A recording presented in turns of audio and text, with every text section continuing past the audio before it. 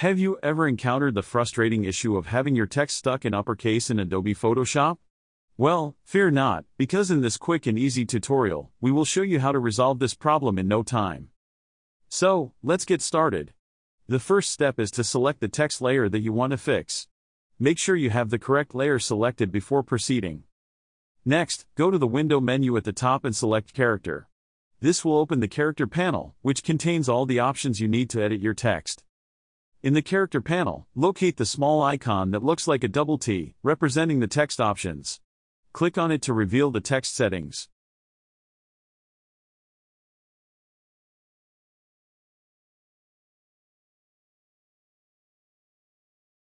You will notice that the text immediately returns to its original lowercase or mixed case form. And that's it.